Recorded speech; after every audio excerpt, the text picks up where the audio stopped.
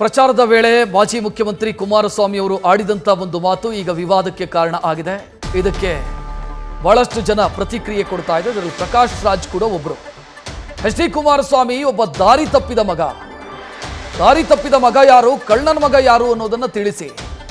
ಇದೇ 26ರಂದು ನಿಮ್ಮ ಓಟುಗಳ ಮುಖಾಂತರ ತಿಳಿಸಬೇಕು ನೀವು ಅಂತ ಕುಮಾರಸ್ವಾಮಿ ಅವರ ವಿರುದ್ಧ ನಟ ಪ್ರಕಾಶ್ ರಾಜ್ ವಾಗ್ದಾಳಿ ಮಾಡಿದ್ದಾರೆ. ಹೆಣ್ಣುಮಕ್ಕಳ ಬಗ್ಗೆ ಅತ್ಯಂತ ಹಗುರವಾಗಿ ಮಾತನಾಡಿದ್ದಾರೆ.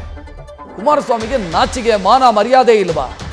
ಮಂಡ್ಯದ ಜನ ಇವರಿಗೆ ತಕ್ಕ ಪಾಠ ಕಲಿಸಬೇಕು ಅಂತ ಪ್ರಕಾಶ್ ರಾಜ್ ವಾಗ್ದಾಳಿ ಮಾಡಿದ್ದಾರೆ.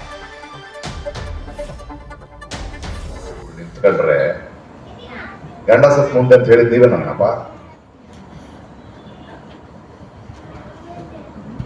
ಮಾತು ಮನೆ ಕಿಡಿಸ್ತೋನಂಗೆ ನಿಮ್ಮನ್ನು ಸೋಲ್ಸಿ ಕಳ್ಸಿದ್ರೆ ಅವರು ನನ್ನ ಸ್ವಾಭಿಮಾನಕ್ಕೆ ಬಂದಿದ್ದ ಸರಿಗೊಟ್ಟು ನಿಮ್ಮ ಹತ್ರ ಓಟ್ ಕೇಳಿದ್ರು ಇಲ್ವೋ? ಈಗ ಅವ್ರ ಮನೆ ಮುಂದೆ ಹೋಗಿ ಇವ್ರು ನಿಂತ್ಕೊಂಡವ್ರೆ, ಮಗನ್ ಸೋಲ್ಸಿದವ್ರ ಹತ್ರ ನನಗೆ ಗೆಲ್ಸಿ, ನೀವು ಬನ್ನಿ ನನ್ನ ಜೊತೆ.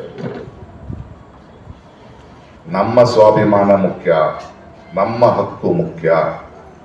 ಮಂಡ್ಯದ ಜನತೆ ಇವುಗಳಿಗೆ ಸರಿಯಾದ ಪಾಠವನ್ನು 26ನೇ ತಾರೀಕು ತಿಳಿಸಲೇಬೇಕು. ನೀವು ದಾರಿ ತಪ್ಪಿದ ಮಗ ಯಾರು, ದಾರಿ ತಪ್ಪಿದ ಕಳ್ಳನ ಮಗ ಯಾರು ಅಂತ ನಿಮ್ಮ ಓಟಿನ ಮೂಲಕ ಹೇಳಬೇಕು. ಇದು ನಮ್ಮ ಜವಾಬ್ದಾರಿ. ನ್ಯೂಸ್ ಫಸ್ಟ್ ನಿರ್ಭೀತಿಯಿಂದ ನಿಮ್ಮ ಪರವಾಗಿ.